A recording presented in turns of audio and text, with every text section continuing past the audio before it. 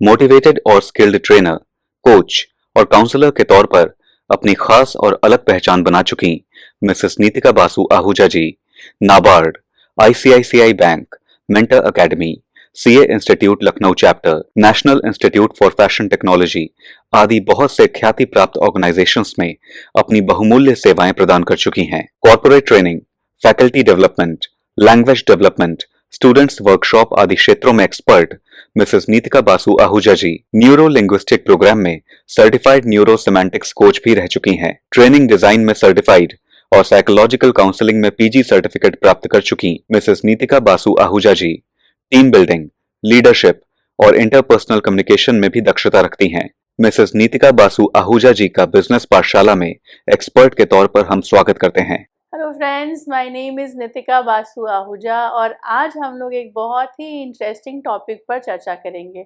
Interesting इसलिए क्योंकि हर वो बिज़नेस जो हम लेकर आते हैं बाज़ार में, हर वो प्रोडक्ट और सर्विसेज जिसके लिए हम मार्केट में उतरते हैं, उसकी हमें मार्केटिंग करनी पड़ती है, यानी कि अवेयरनेस क्रिएट करनी पड़ती है।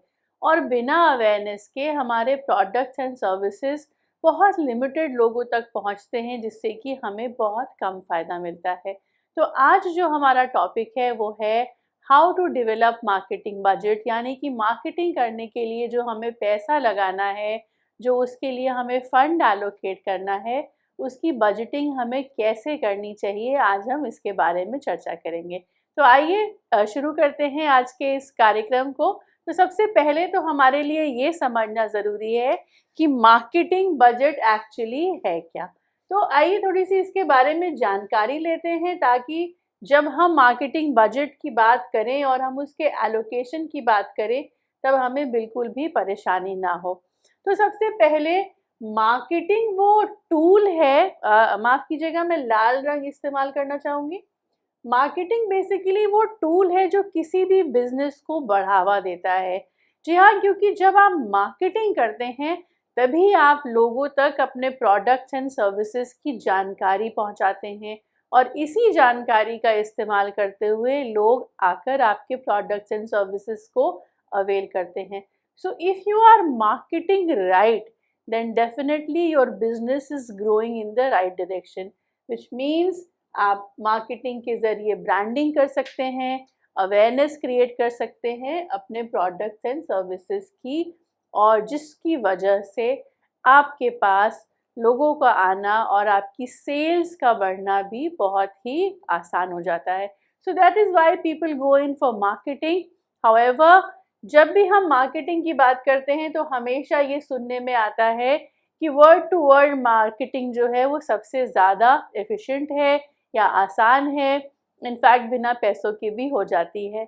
लेकिन अगर आप देखें तो वर्ड टू वर्ड मार्केटिंग, यानी कि जो आपके एग्जिस्टिंग कस्टमर्स हैं, जो आपके ग्राहक हैं, वो जाकर कुछ 10, 15 या 20 लोगों तक ही इस बात को पहुंचा पाएंगे जो आपके प्रोडक्ट एंड सर्विसेज के लिए लाभदायक होगी।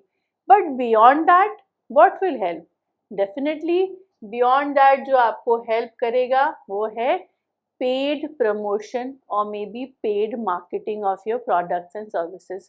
तो जहां हम मार्केटिंग एक तरफ फ्री में कर सकते हैं वर्ड ऑफ माउथ से, वहीं पर ये बहुत ज़रूरी है टू एक्सपैंड आवर रीच और टू रीच मोर पीपल, हमें पेड मार्केटिंग करनी पड़ेगी, जिसके लिए बहुत ज़रूरी है कि हमें पता हो हमारी कंपनी का बजट क्या है या फिर क्या होना चाहिए।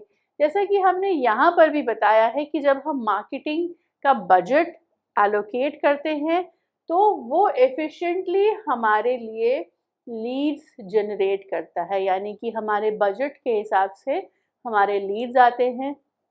उन लीड्स को हम कन्वर्ट कर सकते हैं इनटू कस्टमर्स, जिसके ज़रिए डेफिनेटली हमारे प्रोडक्ट्स या फिर सर्विसेज ज़्यादा लोगों तक पहुंचेंगे, जिससे हमारी मार्केटिंग स्ट्रैटेजी जो है वो राइट हो जाएगी। तो जैसा कि मैंने अभी आपसे चर्चा की, आप भी भली भांति समझ गए होंगे कि मार्केटिंग हमें कैसे मदद करता है और इसकी बजटिंग करने से हमें किस प्रकार से लाभ मिल सकता है। तो आइए आगे बढ़ते हैं और देखते हैं कि बजट मार्केटिंग एक्चुअली है क्या। तो जैसे कि मार्केटिंग हम सभी करते हैं, लेकिन जब हम उसकी बजटिंग की बात करते हैं तो एक बेसिकली आउटलाइन प्रोवाइड करता है जो कि ओवरव्यू देता है कि हमारे खर्चे किन किन मदों पर होंगे या किस किस तरीके से हम प्रमोट करेंगे अपने प्रोडक्ट्स एंड सर्विसेज को, और हर चैनल पर या हर प्लेटफॉर्म पर कितना खर्चा आ सकता है। तो अब मार्केटिंग बजट जो है वो आउटलाइन देता है कंपनी को कि कितना खर्चा आ सकता है, कॉस्ट कितनी आएगी जब हम अपने किसी ब्रांड को प्रमोट कर रहे हैं, प्रोडक्ट्स या फिर सर्विसेज को। और मार्केटिंग बजट जो है ये बेसिकली ओवरऑल एक्सपेंस देता है मार्केटिंग स्ट्रैटेजी का, यानी कि स्टार्टिंग फ्रॉम कि आपको किन सामानों की ज़रूरत पड़ेगी, किन चैनल्स पे आपको जाना पड़ेगा, किन प्लेटफॉर्म्स को आपको यूज़ करना होगा और हर एक चीज़ में कितना खर्चा लगेगा। तो जब हम मार्केटिंग बजट की बात करते हैं तो ये एक ओवरऑल मार्केटिंग स्ट्रैटेजी के एक्सपेंस की बात करता है।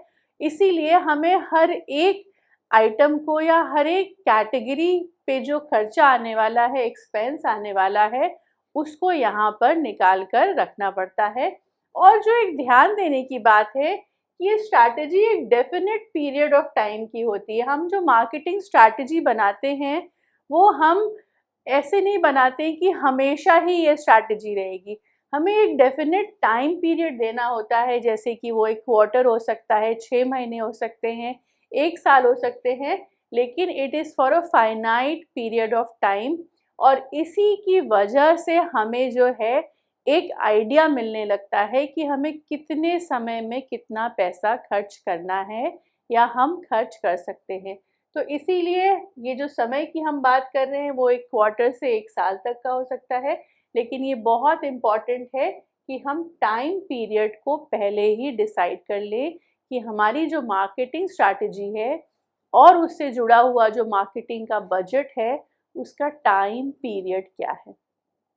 आगे बढ़ते हैं और ये समझने की कोशिश करते हैं कि जब हम स्पेशली स्टार्टअप कर रहे हैं तो क्योंकि हमने शुरुआत की है तो जाहिर सी बात है कि हमारे प्रोडक्ट्स की अवेयरनेस इतनी ज़्यादा लोगों में नहीं होगी, उसकी रीच भी कम होगी, which means I have to focus more on marketing. क्योंकि जब तक मैं मार्केटिंग नहीं करूँगी तब तक मेरे पास कस्टमर्स उतने नहीं आएंगे जितना कि मैं एक्सपेक्ट कर रही हूँ, maybe which is going to give me more returns. इसीलिए जितने भी हमारे स्टार्टअप फाउंडर्स होते हैं वो एक अच्छा खासा चंक जो है वो मार्केटिंग में इन्वेस्ट करते हैं, लगाते हैं, जिससे कि उनका क्लाइंट बेस बने। तो क्लाइंट बेस बनाने के लिए शुरुआती दौर में अक्सर हमको मार्केटिंग में थोड़ा इन्वेस्ट करना पड़ता है, because now we are not doing word of mouth, because हमारा तो क्लाइंट बेस अभी बनना शुरू हुआ है। So it is very important कि एज स्टार्टअप, एज बिगिनर्स हमारा फोकस मार्केटिंग की तरफ ज़्यादा हो और कई बार इसमें हमको थोड़ा सा ज़्यादा इन्वेस्ट भी करना पड़ता है। So for that we need to set aside funds for things like, जैसे आपने देखा होगा बड़े बड़े बोर्ड्स लगे होते हैं जब कोई प्रोडक्ट या सर्विस लॉन्च होती है तो हमको रोड साइड पे बिल बोर्ड्स दिखते हैं, या फिर हम कई बारी मैगज़ीन में ऐड देते हैं, कई बारी न्यूज़पेपर एड्स देते हैं, कई बारी हम पैम्फलेट्स छपवा के भेजते हैं। तो इन सारी चीज़ों की जो कॉस्ट है वो मार्केटिंग में आती है। इनिशियल स्टेज पे जब हम किसी फेयर में या एग्जीबिशन में जाते हैं तो हम वहाँ पे बहुत सारे स्टॉल्स भी देखते हैं जो लोग अपने प्रोडक्ट्स या सर्विसेज को आकर किसी एग्जीबिशन में प्रमोट करते हैं। तो बहुत सारे ट्रेड शोज बूथ में भी आपको इन्वेस्ट करना पड़ता है, वो भी एक तरीके की मार्केटिंग होती है। कई बारी हम इवेंट्स को स्पॉन्सर करते हैं, जिसमें जब हम स्पॉन्सर करते हैं तो हमारा नाम, हमारी कंपनी के नाम, हमारे प्रोडक्ट्स के बारे में बताया जाता है। स्पॉन्सरशिप की भी एक कॉस्ट होती है जो हमारा मार्केटिंग का एक तरीका हो सकता है।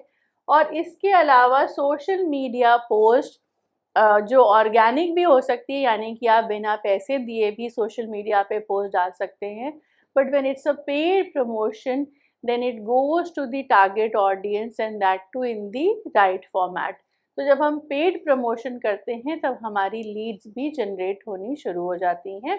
तो हम मार्केटिंग का बजट इनमें से किसी भी जिसको हम कहते हैं कैटेगरी में एलोकेट कर सकते हैं, या फिर इन सभी कैटेगरीज का चुनाव करते हुए हम सोच सकते हैं कि किस कैटेगरी में हमें कितना फंड डालना है। तो जब हम इस प्रकार से बजटिंग के बारे में सोचते हैं तो डेफिनेटली हमारी मार्केटिंग जो है वो बेहतर होती है और उससे हमारा रिटर्न भी बेहतर आता है। आगे बढ़ते हैं और समझते हैं कि what is a good marketing budget for a business. अब देखिए, गुड और बैड ऐसा कुछ होगा नहीं, क्योंकि जब हम अपना काम कर रहे हैं तो हमारा अपना एक बजट होना चाहिए। इसीलिए हम उसे गुड या बैड के दायरे में तो नहीं रख सकते हैं, लेकिन फिर भी समझने के लिए ज़रूरी है कि एक अच्छा मार्केटिंग बजट क्या होता है। तो इसको समझने के लिए सबसे पहले हमें कुछ स्टेप्स को इवैल्यूएट करना पड़ता है। ये मल्टीपल स्टेप्स है। जैसे कि सबसे पहले आपको ये देखना चाहिए कि आपका करंट मार्केटिंग एफर्ट क्या है। You may be a beginner, लेकिन आपने कुछ तो मार्केटिंग की तैयारी की होगी, किसी भी तरीके से आप मार्केटिंग करते होंगे, चाहे वो सोशल मीडिया मार्केटिंग हो, या आप पेपर में एड्स दे रहे हो, या आपने बिलबोर्ड्स के थ्रू एडवर्टाइजमेंट शुरू किया हो, या आपने पैम्फलेट छपवाए हो। तो जो भी आपका करंट मार्केटिंग का तरीका है वो कैसा है, कितना लाभदायक है, उससे आपका कितना बिजनेस जनरेट हो रहा है। तो सबसे पहले हमें इसको इवैल्यूएट करना होता है। दूसरी चीज़ जो हमें देखनी चाहिए, in fact you must consider this, that is जो आपके कंपटीटर्स हैं, जो आपके कंपटीशन में हैं, यानी कि जो सेम प्रोडक्ट्स या सर्विसेज लेकर उसी मार्केट में हैं, वो किस प्रकार से मार्केटिंग कर रहे हैं और उनका मार्केटिंग बजट क्या है। ऑफ कोर्स बजट जानना तो थोड़ा मुश्किल है, लेकिन अगर आपने ये देख लिया कि वो किन चैनल्स पे या किन प्लेटफॉर्म्स के थ्रू मार्केटिंग कर रहे हैं, तो आपको एक आइडिया लग जाता है कि वो इतना इन्वेस्टमेंट लेकर आ रहे हैं, राइट। तो जो आपके कॉम्पिटिटर्स हैं वो किस प्रकार से मार्केटिंग कर रहे हैं, कितना बजट वो मार्केटिंग पे लगा रहे हैं, ये भी आपको एक अच्छा बजट बनाने में मदद करता है।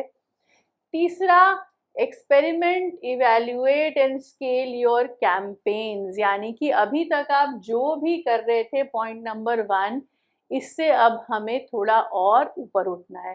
तो जब हम इवैल्यूएट कर चुके होंगे तो हम कुछ नई चीज़ों के साथ एक्सपेरिमेंट करेंगे, कुछ नया सोचने की कोशिश करेंगे, कुछ नया ट्राई करेंगे, फिर इवैल्यूएट करेंगे और उसके साथ साथ हम अपने कैंपेन को और भी ऊपर के स्केल पर लेके जाएंगे। तो जब हम इस स्टेप तक पहुंच जाएंगे, उसके बाद जो आखिरी स्टेप है वो investigate how your marketing spend effects the rest of your budget. यानी कि अब हमने इन चीज़ों को देख लिया, तो अब हमें ये भी इवैल्यूएट करना है कि हम मार्केटिंग पे जितना भी पैसा इन्वेस्ट कर रहे हैं वो किस तरीके से हमारे बजट को प्रभावित कर रहा है।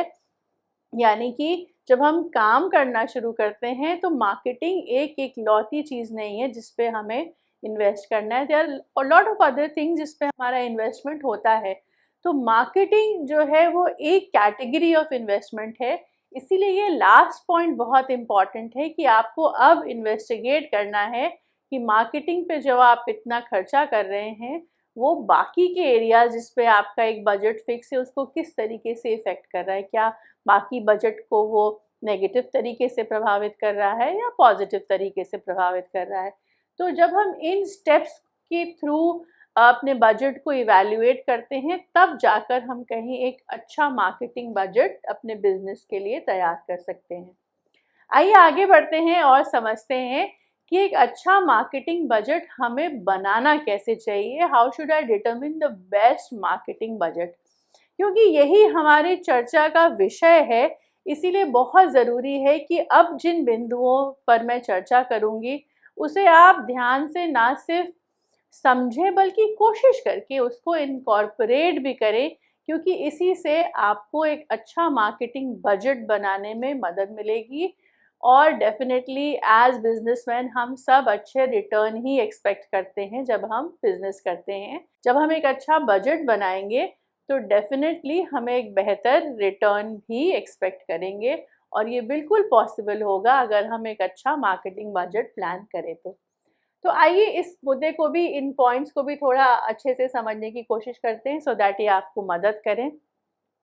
सबसे पहला जो पॉइंट है वो ये check the budget against your marketing strategy. तो अगर आपकी मार्केटिंग स्ट्रैटेजी जो है, जो भी आपने प्लान किया, मान लेते हैं आपका प्रोडक्ट जो है, आप कुछ क्रीम्स लेके आए मार्केट में जो स्पेसिफिकली ओल्ड एज पीपल या may be between 50 to 80 target segment के लिए है, लेकिन आप उसको जिस तरीके से मार्केट कर रहे हैं वो शायद उस सेगमेंट को इतना प्रभावित नहीं कर रहा है जितना कि वो यंगर सेगमेंट को प्रभावित कर रहा है। तो अभी क्या हुआ, आपकी मार्केटिंग स्ट्रैटेजी तो सही है, आपने प्लान सही बनाया है, लेकिन वो पहुंच आपके टारगेट ऑडियंस तक नहीं रहा है, जिससे क्या होता है कि आपकी स्ट्रैटेजी राइट होने के बाद भी आपको रिटर्न्स नहीं आएंगे, क्योंकि आपकी क्रीम या आपके प्रोडक्ट्स तो ओल्ड जनरेशन के लिए हैं, लेकिन उसकी मार्केटिंग जिस तरीके से की जा रही है वो रीच कर रही है यंगर जनरेशन को। तो अगर यहाँ पर ये कनेक्शन मिसिंग है तो आपका मार्केटिंग बजट जो है वो अच्छा नहीं है, क्योंकि आपको उससे रिटर्न्स अच्छे नहीं मिलने वाले। इसीलिए बहुत ज़रूरी है कि आपकी जो स्ट्रैटेजी है, मार्केटिंग स्ट्रैटेजी, वो किसके अराउंड सेंट्रिक है। अगर ओल्ड पीपल के अराउंड सेंट्रिक है तो आपके मार्केटिंग बजट में जो स्ट्रैटेजी है, यानी कि किस तरीके से आप अपने प्रोडक्ट या सर्विसेज की जानकारी इस सेगमेंट के लोगों तक पहुंचाए, वो तरीका जो है वो ओल्ड सेगमेंट ऑफ पीपल के लिए होना चाहिए। फॉर एग्जाम्पल, अगर आप, मैं इन्हीं क्रीम्स का एग्जाम्पल लेके आपको बताती हूँ कि अगर हम ओल्ड जनरेशन तक पहुँचना चाहते हैं तो हमारे लिए मार्केटिंग का सबसे अच्छा मीडिया या प्लेटफॉर्म न्यूज़पेपर है, क्योंकि ये जनरेशन अभी भी सुबह उठकर न्यूज़पेपर पढ़ती है। तो अगर हम न्यूज़पेपर के थ्रू एडवर्टाइज कर रहे हैं तो हमारे टारगेट ऑडियंस तक हमारी बात पहुंच रही है। लेकिन अगर हमने इसको सोशल मीडिया पे ले लिया, फॉर एग्जांपल इंस्टाग्राम पे डाला है, तो इंस्टाग्राम पे ज़्यादा यंग जनरेशन है और यंग जनरेशन तक हमारी बात पहुंचने के बाद भी हमें फ़ायदा कम मिलेगा। तो आप इंस्टाग्राम भी यूज़ कर सकते हैं, लेकिन साथ ही साथ आपको न्यूज़पेपर, मैगज़ीन्स पर भी फोकस करना पड़ेगा, क्योंकि इस जगह पर इस स्ट्रैटेजी से आपके टारगेट ऑडियंस तक बात डायरेक्टली पहुंच जाएगी। दूसरा जो यहाँ पर पॉइंट है, while marketing strategy and budget both works in progress, यानी कि जो आपकी स्ट्रैटेजी बनी है और जो आपने बजट लगाया है, दोनों एक साथ काम कर रहे होते हैं, लेकिन उनको साथ में पैरेलली नहीं काम करना है, उनको एक साथ जुड़ के काम करना है।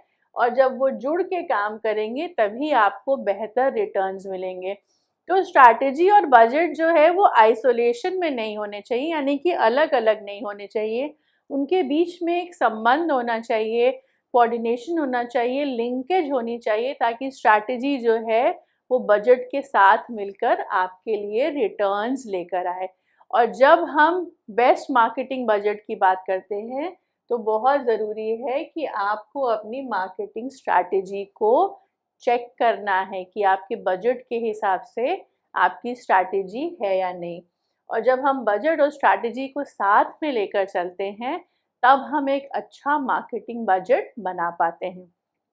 आइए नेक्स्ट पॉइंट को समझने की कोशिश करते हैं। Now let us understand what are the steps to develop budget, क्योंकि बजट डेवलप करने के लिए कुछ फॉलो करते हैं हम स्टेप, जिससे हमारा बजट जो है वो अच्छा बन के निकलता है। तो सबसे पहले और सबसे ज़रूरी बात जो हमको यहाँ ध्यान रखने की है वो ये कि आपके मार्केटिंग गोल्स क्या हैं। देखिए, बिना किसी गोल के काम करना तो मुश्किल ही होता है। जैसे कि अगर आपने सफ़र की शुरुआत की है और आपने यही नहीं सोचा कि आपको कहाँ तक जाना है, तो आप कहीं भी भटकते रहेंगे और अपने सफ़र के अंत तक नहीं पहुंच पाएंगे। इसीलिए बहुत ज़रूरी है कि आप अपने मार्केटिंग गोल्स को आइडेंटिफाई करें, यानी कि आप 1 साल में या 6 महीने में कहाँ पहुंचना चाहते हैं, कितना रिटर्न लेना चाहते हैं, या कितनी लीड्स जनरेट करना चाहते हैं, या कितने कस्टमर्स को अपने साथ जोड़ना चाहते हैं। तो आपका गोल कुछ भी हो सकता है, लेकिन जैसे हम मार्केटिंग में बात करते हैं तो मार्केटिंग डिपार्टमेंट के जो गोल्स होते हैं वो बहुत ही सिंपल और क्लियर होते हैं। दैट इज़ बूस्ट रेवेन्यू, यानी कि अपने रेवेन्यू को बढ़ाइए और अपनी सेल्स को भी बढ़ाइए। तो ये एक प्रकार का गोल है, लेकिन हम एज एंटरप्रेन्योर हमारा कई प्रकार का गोल हो सकता है, जिसमें से कुछ गोल्स यहाँ पर हमने लिस्ट डाउन भी किए हैं। जैसे कि आपको ऑर्गेनिक वेबसाइट ट्रैफिक बढ़ाना है कंटेंट के माध्यम से, यानी कि आपको पेड प्रमोशन नहीं करना है, ऑर्गेनिक प्रमोशन करना है, लेकिन आप अपने वेबसाइट पे या अपने सोशल मीडिया हैंडल्स पे ट्रैफिक को यानी कि ज़्यादा से ज़्यादा लोगों को लेकर आना चाहते हैं। या फिर आप अपने सोशल मीडिया के क्लिक्स बढ़ाना चाहते हैं कि आप जो भी प्रमोट कर रहे हैं लोग उसको क्लिक करें और उसकी और भी डिटेल्स जानें, जिसके लिए आप एक डेडिकेटेड इंस्टाग्राम स्ट्रैटेजी भी बना सकते हैं कि आप किस प्रकार से इंस्टाग्राम पे प्रमोट करेंगे, हर दिन करेंगे, ऑल्टरनेट डे पे करेंगे, वीडियोस डालेंगे, स्टैटिक पोस्ट डालेंगे या कुछ कंटेंट ऐसा डालेंगे कि लोगों को वो अट्रैक्टिव लगे। इसके अलावा आप अपनी ईमेल की लिस्ट अपने कंज्यूमर्स की भी बढ़ाने का एक गोल सोच सकते हैं। तो अगर हमें एक अच्छा मार्केटिंग बजट बनाना है तो उसे डेवलप करने के लिए बहुत ज़रूरी है कि सबसे पहले हम अपना मार्केटिंग गोल आइडेंटिफाई करें। एज अ स्टार्टअप हम क्या गोल लेके चल रहे हैं, इसमें और भी कई बातें हो सकती हैं, जैसे कि आप इनिशियल स्टेज पे कितने कस्टमर्स, नंबर ऑफ़ कस्टमर्स को अपने साथ जोड़ना चाहते हैं, या आपकी सेल्स इनिशियल मंथ्स में लाइक 6 मंथ्स या 1 ईयर में कितनी हो, इन्वेस्टमेंट के हिसाब से आपके रिटर्न्स कितने आए। लेकिन बहुत ज़रूरी है कि ये सब बहुत स्पेसिफिकली लिखे हुए हों, जिसे कि हम स्मार्ट गोल कहते हैं। यानी कि आपका गोल स्पेसिफिक होना चाहिए, समय-समय पर जब आप उसको इवैल्यूएट करें तो आप उसको मेज़र कर सकें कि हम सही दिशा में चल रहे हैं। यानी कि अगर आपने लिखा कि मुझे शुरुआती दौर पे 10 कस्टमर जोड़ने हैं, तो आपका ये गोल स्पेसिफिक है, और अगर आपने 4 कस्टमर जोड़ लिए तो इसका मतलब आप अपने गोल को मेज़र कर सकते हैं कि हम सही दिशा में चल रहे हैं। साथ ही साथ आपका गोल एप्लीकेबल होना चाहिए, यानी कि आप जिस एरिया में काम कर रहे हैं, जिन प्रोडक्ट्स एंड सर्विसेज को लेकर आए हैं, उसके साथ ये गोल मैच करना चाहिए। रियलिस्टिक होना चाहिए, यानी कि आपका जो एरिया है वहाँ पर ये गोल आपका मीटअप हो सके, और साथ ही साथ टाइम बाउंड होना चाहिए, यानी कि आपको अपने को एक समय में बांधने की ज़रूरत है कि आपको 6 मंथ्स देना है, 1 ईयर देना है, 2 मंथ्स में आप कितने टाइम पे ये गोल अचीव करना चाहते हैं। तो जब हम अच्छा गोल बनाते हैं और स्मार्ट गोल बनाते हैं तो डेफ़िनेटली हम पहला कदम उठाते हैं एक अच्छा मार्केटिंग बजट डेवलप करने का। आइए आगे चलते हैं और बाकी स्टेप्स को भी समझते हैं। दूसरा है कि आप कभी भी मार्केट में जब जा रहे हैं मार्केटिंग करने के लिए, तो बिना एक मार्केट प्लेस का क्लियर पिक्चर लिए बिना मत जाइए। That means you must have a fair idea as to what is going on in the market. आपको एक मार्केट रिसर्च करने की बहुत ज़रूरत है before entering the market. Market research यानी कि आपका टारगेट ऑडियंस कौन है, वो कहाँ रहता है, उसकी किस प्रकार की ज़रूरतें हैं, राइट? जैसे कि डेमोग्राफिक्स, वो कहाँ रहते हैं, उनकी क्या ज़रूरतें हैं, वो किस प्रकार से प्रोडक्ट्स को ख़रीदना प्रेफ़र करेंगे, उनको क्या ईज़ी रहेगा, ये सारी बातें मार्केटिंग रिसर्च का हिस्सा होती हैं।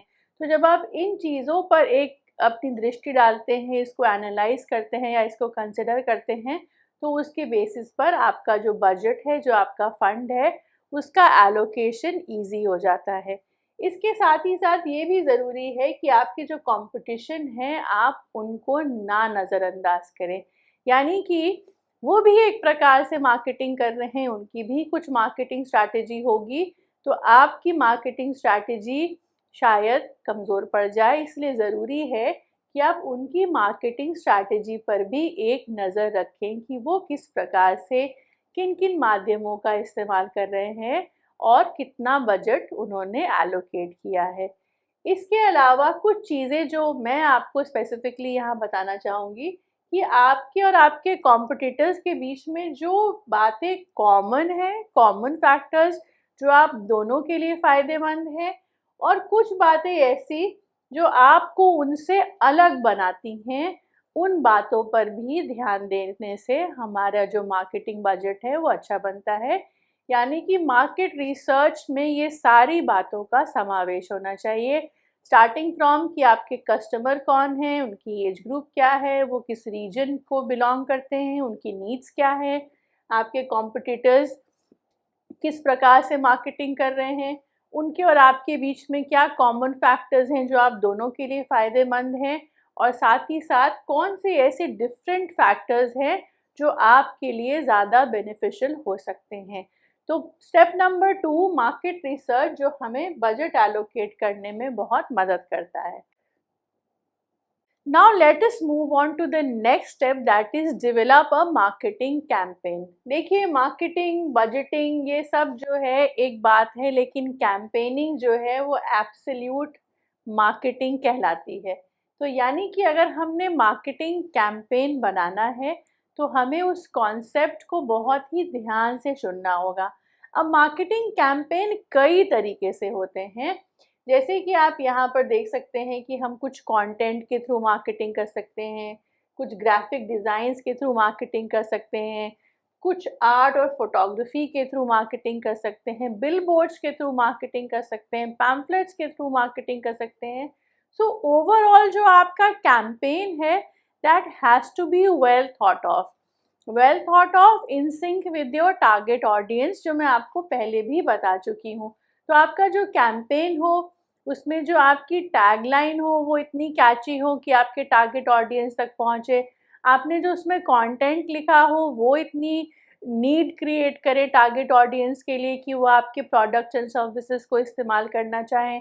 आपने जो ग्राफिक्स यूज़ किए हैं वो इतने सुंदर हों, वो इतने अट्रैक्टिव हों कि लोग आपके ऐड को देखना चाहें, उसके बारे में और समझना चाहें। और साथ ही साथ जो आप उनके लिए लेकर आए हैं सामान, वो कितना उनकी नीड को फुलफ़िल करते हैं, उससे रिलेटेड जो लाइन्स आप लिखते हैं या उससे रिलेटेड जो आप बातें लिखते हैं, वो भी आपके कैंपेन के लिए बहुत ही महत्वपूर्ण साबित होते हैं।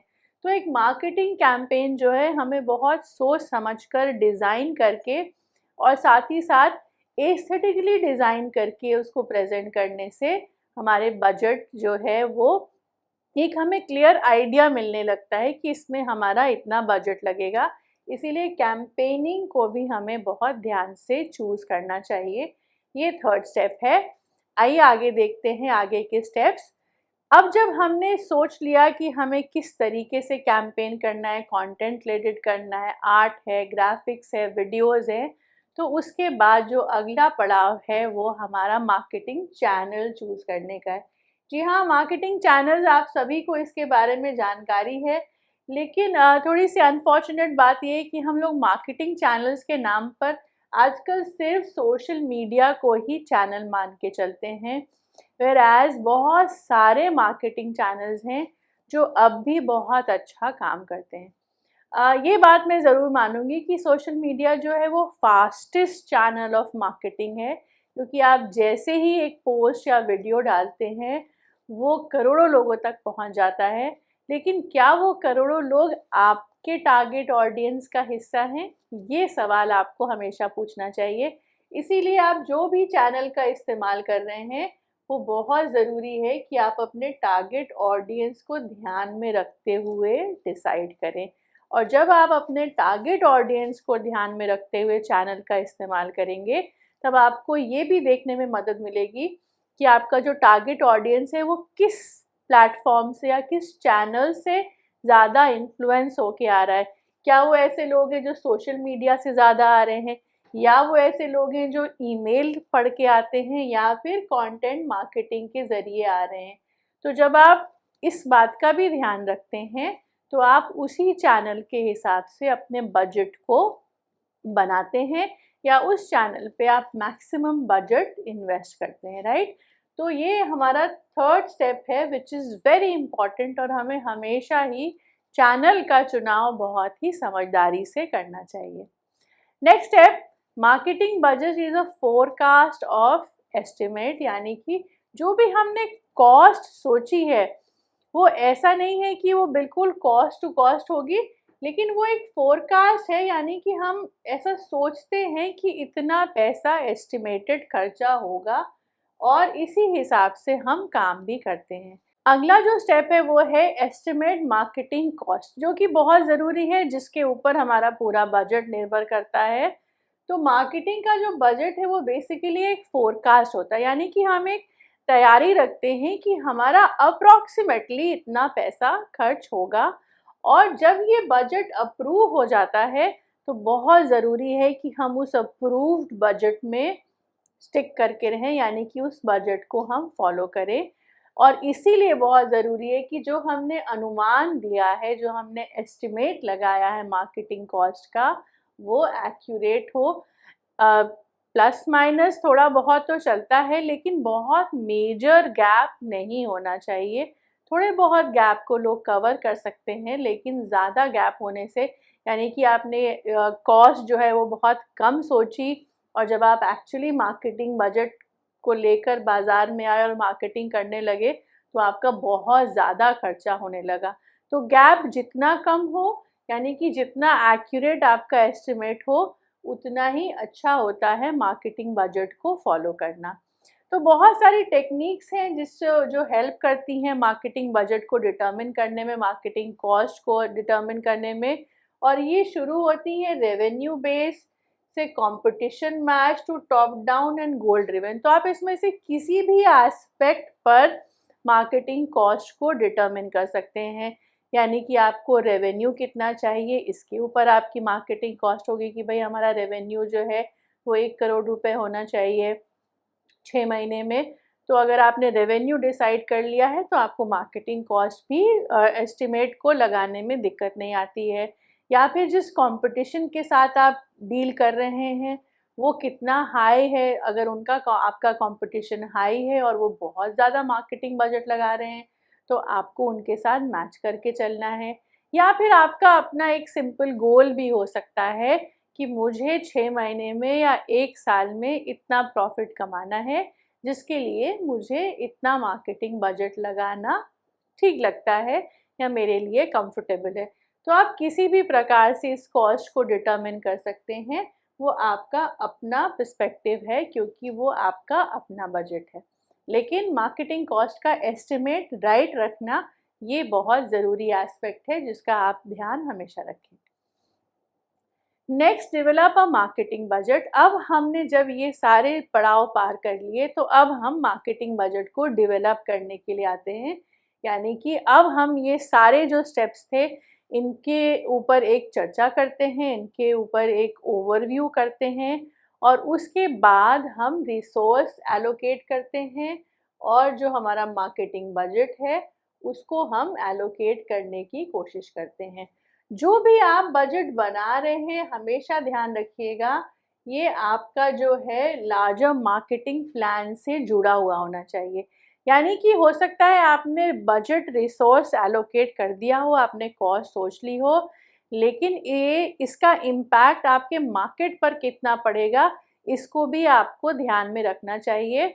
और इसी के साथ अलाइन करके आपको एक शेड्यूल के साथ काम करना होगा, यानी कि एक बजट हो और एक शेड्यूल हो जिसके हिसाब से आपकी टीम काम करे। यानी कि जैसे ही आपकी टीम मार्केटिंग के लिए उतरे उसके पास वो फंड रेडी हो और उस फंड रेडी होने के साथ साथ उसके पास एक टाइम बेस्ड टारगेट भी हो। तो जब इस तरीके से हम काम करते हैं तो हमारा मार्केटिंग बजट जो है वो एक अच्छा डेवलप होता है और साथ ही साथ अलाइंड होता है टाइम और मनी के साथ। तो मार्केटिंग बजट जो है वो मार्केटिंग प्लान के साथ जुड़ा हुआ होना चाहिए, मिला होना चाहिए, इन सिंक होना चाहिए। इसी से हमारा मार्केटिंग बजट जो है हमारी मार्केटिंग को फ़ायदा देता है। और अब जब हम मार्केटिंग बजट डेवलप कर चुके होते हैं तो समय आता है मार्केटिंग बजट को एलोकेट करने का, यानी कि किस मद में हमें कितने पैसे लगाने हैं। तो मार्केटिंग बजट एलोकेट अभी तक हमने जितने भी स्टेप्स में चर्चा की उस सभी में हम धीरे धीरे मार्केटिंग बजट तक पहुंच रहे थे और इसके बाद जब हम एलोकेशन के स्टेप पे पहुंचते हैं तो चीज़ें बहुत ही क्लियर हो चुकी होती हैं क्योंकि हमने बहुत सारी एनालिसिस रिव्यू किया होता है और अब हम बजट को एलोकेट कर रहे होते हैं। तो ये स्टेप थोड़ा मैं कहूँगी बाकी स्टेप से सिंपल होता है, क्योंकि अभी हम बहुत सारा काम ऑलरेडी कर चुके हैं, बेस वर्क हमारा हो चुका है, ठीक है। तो marketing budget allocation is maximum expense on marketing plan. जो भी प्लान आपने चॉक आउट किया है कि हमारी एक टीम होगी, उसके ऊपर एक एक्सपेंस आएगा, सोशल मीडिया पे एक्सपेंस जाएगा, हमारी team door to door market करेगी तो उस पर एक एक्सपेंस आएगा, हम पैम्फलेट्स बनाएंगे, छपवाएंगे, उसका एक्सपेंस होगा, हम न्यूज़पेपर के थ्रू उन पैम्फलेट्स को डिस्ट्रीब्यूट कराएंगे तो उसका एक एक्सपेंस होगा। तो ये आपका मार्केटिंग प्लान है और आपका जो मार्केटिंग बजट है अब धीरे धीरे एलोकेट होने लगेगा, यानी कि डिफरेंट कैटेगरी में कितना पैसा लगाना है वो यहाँ पे ऑटोमेटिकली क्लियर हो जाएगा। अब जो है वो मनी जो आप लगा रहे हैं उससे आपके टारगेट ऑडियंस, यानी कि अब आपको उससे लीड मिलनी चाहिए, मतलब कि आपका कस्टमर बेस अब यहाँ से बनना शुरू हो जाता है, आपकी सेल्स इंक्रीज होती हैं, आपके केपीआईज आपके डिलीवर होने लगते हैं, की परफॉर्मेंस इंडिकेटर्स, यानी कि कौन सा प्रोडक्ट किस प्रकार से काम कर रहा है, कौन सा मार्केटिंग प्लान किस प्रकार से काम कर रहा है, इसकी क्लैरिटी आने लगती है और साथ ही साथ आपके रिटर्न्स भी यहाँ पर शुरू हो जाते हैं। तो जब मार्केटिंग बजट एलोकेशन तक हम पहुँचते हैं तो वहाँ से हमारा बिजनेस जो है वो रिटर्न्स जनरेट करना शुरू कर देता है। दूसरा पॉइंट जो बहुत इम्पॉर्टेंट है कि जितनी भी फंडिंग हमने सोची है मार्केटिंग बजट के लिए, जितना भी एक्सपेंडिचर हमने सोचा है वो किस प्रकार से फंडेड है, यानी कि फंड किस तरीके से हर एक मद में जाएगा। तो जैसा कि हमने यहाँ पर ऑलरेडी चर्चा की हुई है कि हर एक कैटेगरी में हमने इन्वेस्टमेंट डाल दिया है और अब हम उस बजट के बियॉन्ड नहीं जा सकते हैं, एक्सीड नहीं कर सकते हैं। कम इन्वेस्टमेंट हो वो चलेगा, लेकिन जो हमने बजट डिफरेंट कैटेगरीज में प्लान कर लिया है हमें उसी के सीमित दायरे में काम करना है, हमें उसको एक्सीड नहीं करना चाहिए।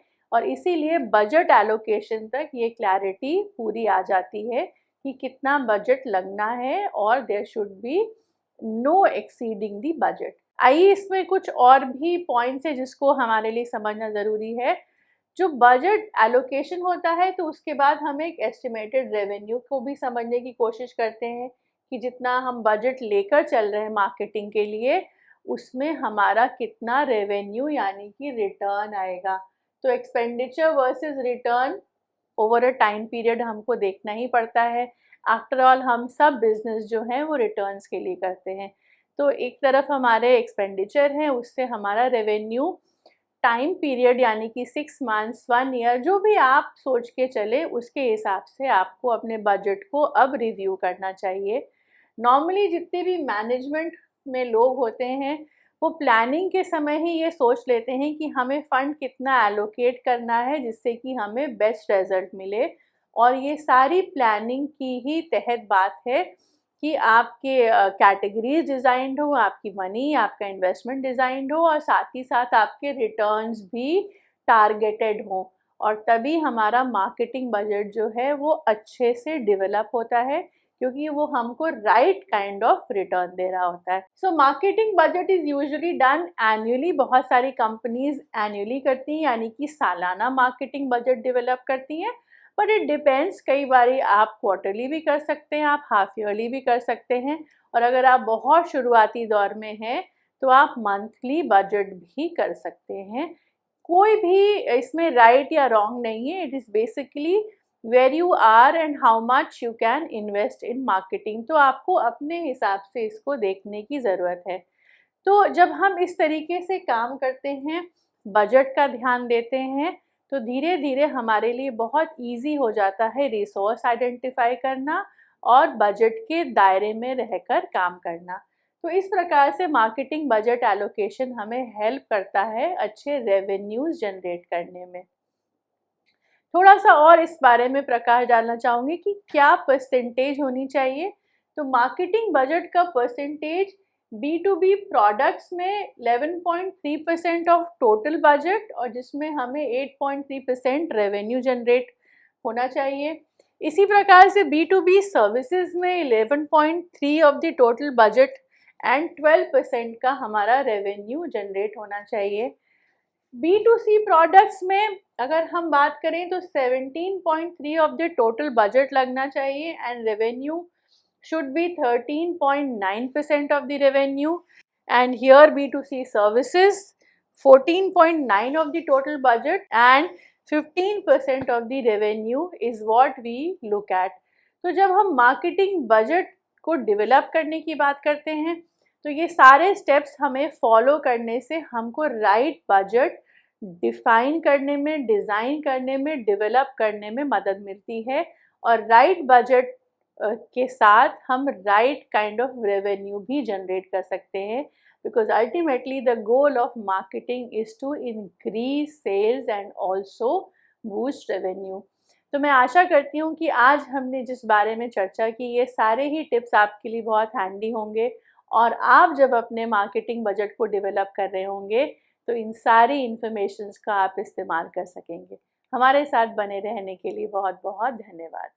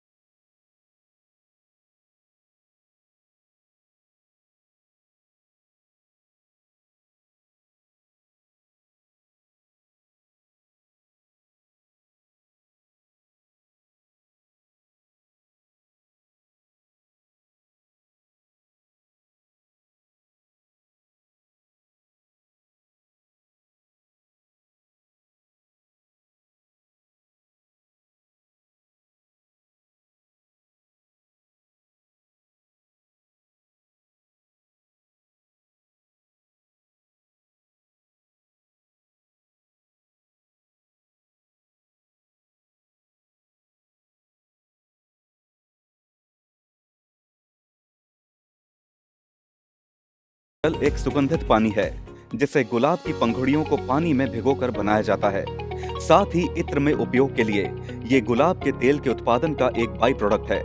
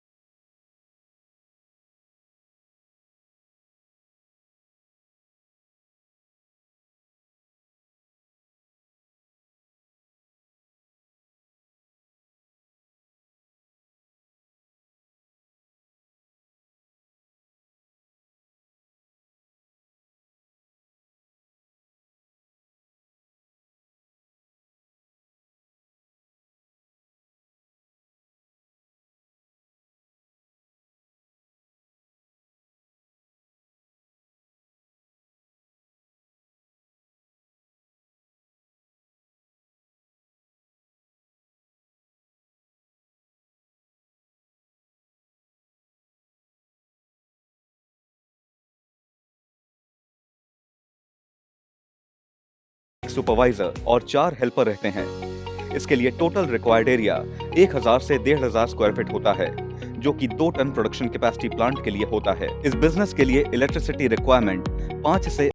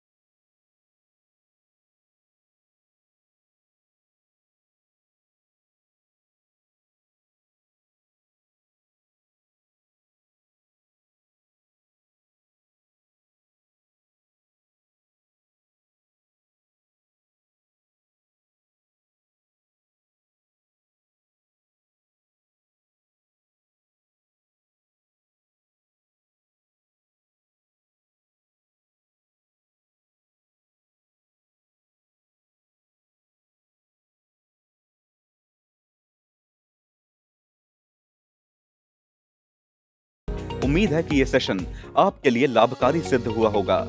अभी आप जूम सेशन के माध्यम से एक्सपर्ट से डायरेक्ट कनेक्ट कर सकते हैं। जूम सेशन का लिंक आपको YouTube चैट बॉक्स में मिल जाएगा। धन्यवाद।